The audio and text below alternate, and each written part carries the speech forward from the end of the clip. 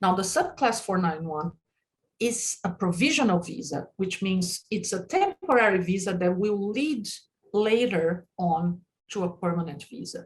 Now, this visa comes with conditions, and it comes with condition 8579, which says if you're in Australia, you must be living, working, or studying in a regional area.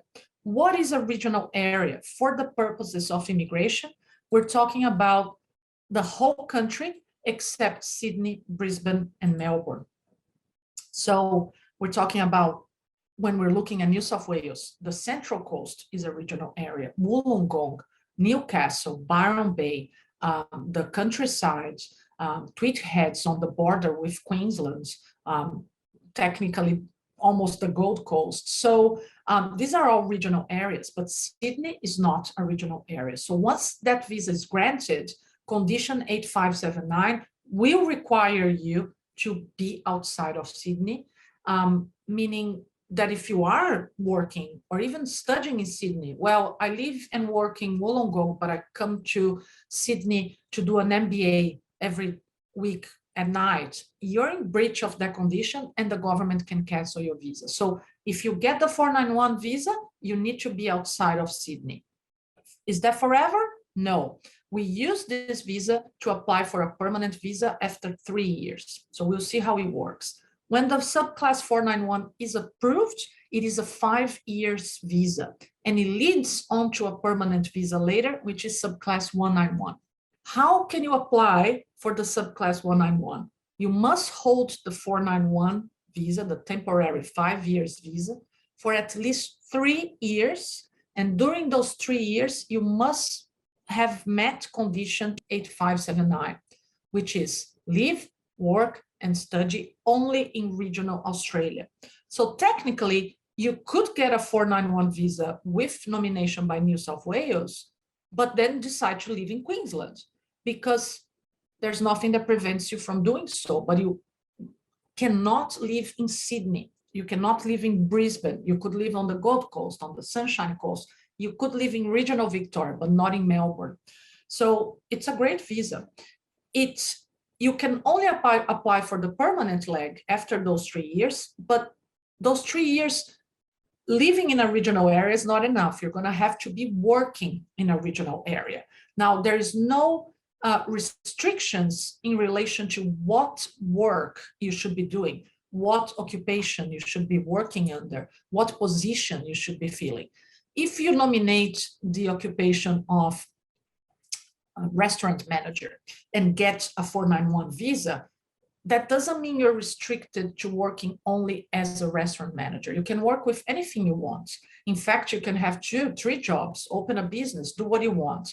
But the only restriction is that you must earn a minimum income of at least $54,000 a year plus super. So let's say you found a job you're an engineer, you found a part-time job, but you're working your career, but it's not paying you that. You're going to have to get a second job to top it up so you can apply for PR.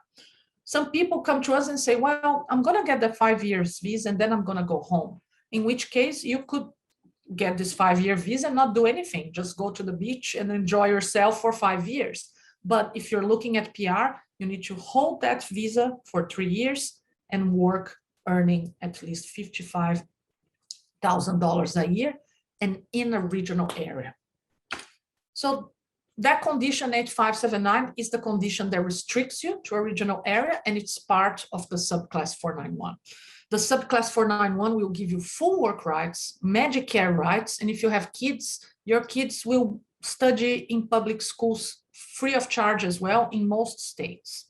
Now, again, a lot of people want to apply for the 190 because it's a permanent visa, and we also look at that initially. But if you can't get the 190 for any reason, the subclass 491 is not a bad deal either, because it's provisional. So it looks and feels like a permanent visa, but it's only going to become permanent once you have met that 3-year requirement. This visa has even more occupations available. So there's 3 lists. on top of the MLTSSL, the STSOL, we also have the ROL, the regional occupation list. And there's even more occupations there, like real estate agent, and things that are not possible for the 190 visa will be possible for this one. So some people may only have this visa as an option and not the 190 because their occupations are only on the ROL. For you to be able to get this visa, in most cases, you should be living and studying in a regional, living and studying or living and working in a regional area before you apply. So that's when I said, a lot of you guys will need us to create a visa plan for you where you're gonna study outside of where you are, because that might be the requirement. You say, okay, I can apply for the 491 visa because my occupation is on the New South Wales list, but I need to be studying in a regional area. We're gonna see if that's your case. In that case, you will need to change your course. You're also gonna need a positive skills assessment in the occupation that you're nominating in one of those lists. Make an expression of interest, be under 45, and this is a points tested visa as well. You need 65 points at least. Now, again, after 3 years, if you did the right thing, you can get the 191 visa. And that visa has no age limits. So if you're like 44 now and we get you a 491 visa, in 3 years' time, you're going to be 47, 48. That's okay. The permanent leg of the visa doesn't have an age limit. There's no occupation list. So if your occupation is completely out of the migration program, it's not going to affect you. And there's no points test either. So it's a pretty safe pathway to PR, even though it's a temporary visa.